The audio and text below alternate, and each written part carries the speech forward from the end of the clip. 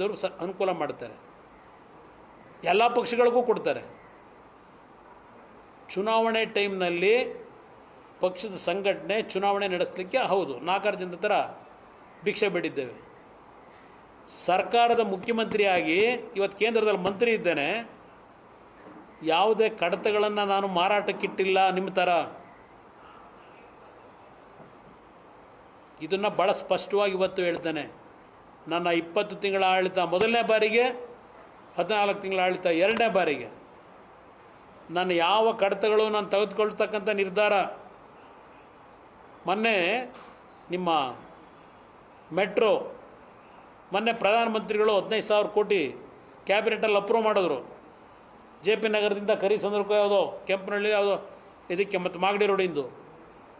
ಅದರಲ್ಲಿ ನೋಟಲ್ಲಿದೆ, ಕ್ಯಾಬಿನೆಟ್ ನೋಟಲ್ಲಿ 2006 ಮೊದಲನೇ 19 ಕಿಲೋಮೀಟ್ರಿಗೆ ಆದೇಶ ಮಾಡಿದ್ನಲ್ಲ ಅವತ್ತು ಮುಖ್ಯಮಂತ್ರಿಯಾಗಿ. ಅವನು ಯಾವನು ಕಾಂಟ್ರಾಕ್ಟ್ರು ಅಂತ ಇವತ್ತಿನವರೆಗೂ ಅವನ ಮುಖ ನೋಡಿಲ್ಲ ನಾನು. ಆ ರೀತಿ ಅಧಿಕಾರ ನಡೆಸಿರೋನು.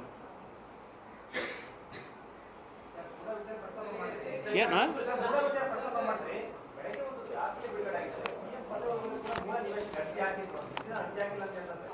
ಅವ್ರು ಹೇಳೋದೆಲ್ಲ ಬರೀ ಸುಳ್ಳೆ. ಹೇಳೋದು ಮಾತ್ರ ಹೇಳೋದು ನಾನು ಸತ್ಯ ಹರಿಶ್ಚಂದ್ರ, ನಾನೇನೂ ತಪ್ಪು ಮಾಡಿಲ್ಲ ಅಂತಾರೆ. ಏನು ಹೇಳಿ?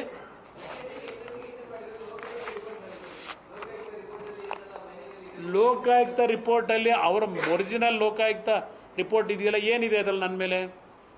ನಾನು ದುಡ್ಡು ತಗೊಂಡಿದ್ದೀನಿ ಅಂತ ಇದೆಯಾ?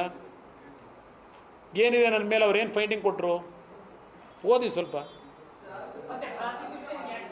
ಯಾರು? ಅವ್ರನ್ನ ಕೇಳಿ, ನನಗೆ ಕೇಳಿದ್ರೆ ನಾನೇನು ಹೇಳಲಿ? ಹಾಂ, ಒಬ್ಬರು ಮಾತಾಡಿ ಬ್ರದರ್, ಯಾಕೆಂದ್ರೆ ನಿಮ್ಗಳಿಗೂ ವಿಷಯಗಳು ಗೊತ್ತಿರಲ್ಲ. ತಿಳ್ಕೊಳ್ಳಿ, ತೊಂದರೆ ಇಲ್ಲ. ಹಾಂ.